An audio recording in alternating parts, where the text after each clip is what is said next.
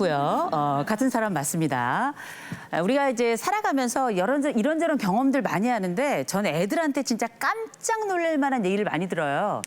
한 3년 전에 저희 아들이 생애 최초로 여자친구를 집에 데리고 왔습니다. 참고로 저희 아들은 고3이었어요. 근데 이제 여자친구를 데려와서 보니까 그 친구도 고3이더라고요. 근데 이제 어쨌든 남의 집 귀한 요식이 저희 집을 또 찾아왔으니까 저도 딸이 있잖아요. 그러니까 맛있는 걸 좀 해줘야 되잖아요. 그래야 제가 이제 이걸 저걸 뭘 할까 뭐 먹고 싶으니 맛있는 거 해줄게 아줌마가 그랬더니 이 여자애가 갑자기 왜 이러는 거예요. 이거 왜 그런가 이렇게 찬찬히 물어봤더니 제가 이제 여러 다른 TV 프로그램을 하면서 여러분 아시겠지만 제가 요리를 좀 잘 못하잖아요. 네, 그런 말씀을 많이 하시죠. 가끔은 제가 한 요리는 저도 못 먹겠어요. 근데 그때 제 아들이 딱 나오더니 야 그래도 다른 건 몰라도 우리 엄마가 김치찌개 하나는 끝내주지 않냐. 제가 애들 어려서부터 음식을 하도 망하니까 그때마다 야 다른 건 몰라도 엄마가 김치찌개 하나는 끝내주지 않냐. 김치찌개는 끝내주지 않냐. 맨날 이런 얘기를 했더니 제 아들이 그 단어를 기억해가지고 어쩌면 본인에게는 위기 상황이라고 될 만한 그 상황에 제 단어를 기억해서 그 말을 꺼내요. 그 위기를 넘기더라는 거죠.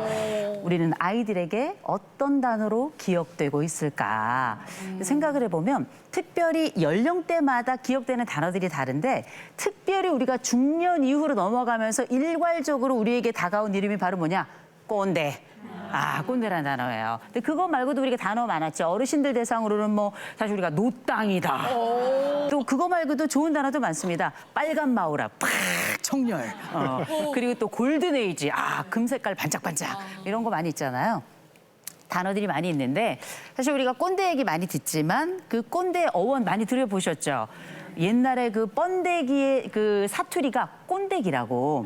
그래서 주름 잡는다. 그래서 꼰대에서 꼰대기에서 꼰대 왔다. 이런 얘기가 있고 또 이 프랑스에서 이 남작인지 백작인지 이렇게 부르는 이름이 꽁대예요.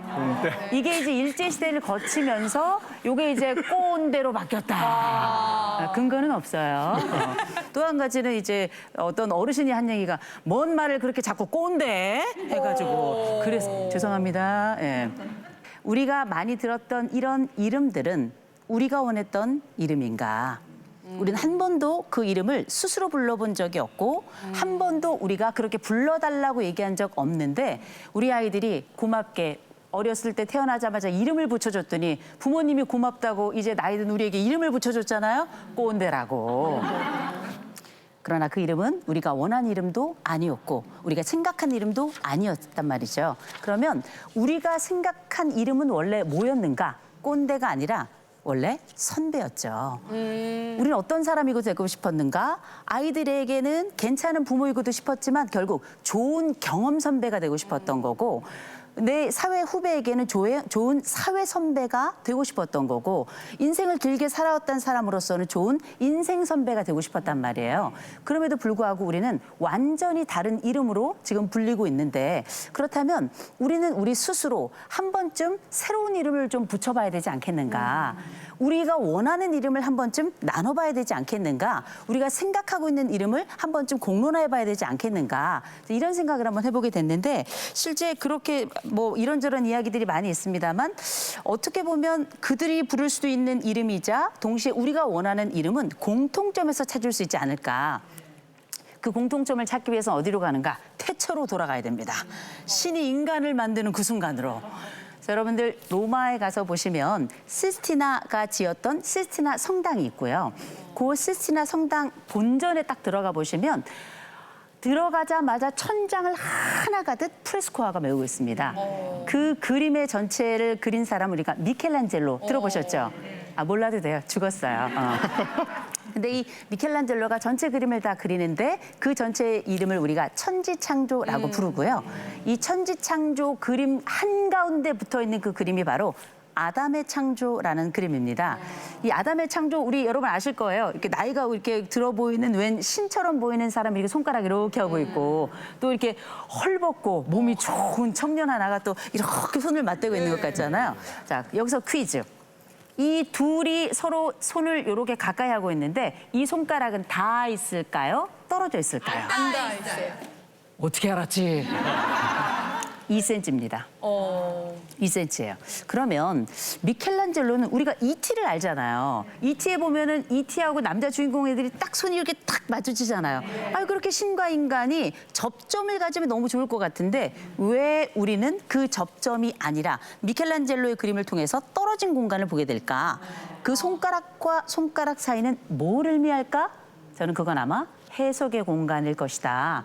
창조의 공간일 것이다. 가능성의 공간일 것이다. 그리고 이름을 붙이는 공간일 것이다. 저는 이렇게 생각을 하는데 마치 신이 그렇게 인간을 만든 것처럼 이제 나이가 든 부모들은 젊은 청년들을 낳았고 이 청년들은 또 하나의 세대를 이어가면서 아마 그 젊은 세대들은 대를 이어가며 그 윗세대들을 다 꼰대라고 부르게 될 거예요. 그렇다면 우리가 원하는 바로 이름은 어떤 것인가? 이름은 왜 중요한가를 한번 생각해 보게 되는데 이 이야기의 가장 근원적인 좋은 방향은 공자님에게서 나옵니다. 왜 우리는 꼰대니까. 꼰대 전용 공자님 나타나셨습니다. 박수 치실 뻔하셨죠? 자, 우리 공자께서 많은 얘기를 하셨지만 그중에 우리가 정명사상 때로는 정명론이라는 거 우리가 한번 좀 얘기를 해봐야 될 것 같아요. 왜? 우리 아침마당은 격조가 있으니까. 네. 정명론이 많은 이야기가 있습니다만 가장 중요한 게 뭐냐? 이 이야기가 나오게 된 게 제자들이 그 공자님에게 물어본 거예요. 아유, 선생님, 나중에 혹시 정치하시면 뭘 제일 먼저 하고 싶으세요? 그랬더니 공자님께서 이렇게 말씀하셨습니다. 명을 바꾸겠습니다. 이름을 바꾸겠다는 거예요. 그게 바로 뭔가? 군군, 신신, 부부, 자자. 아세요?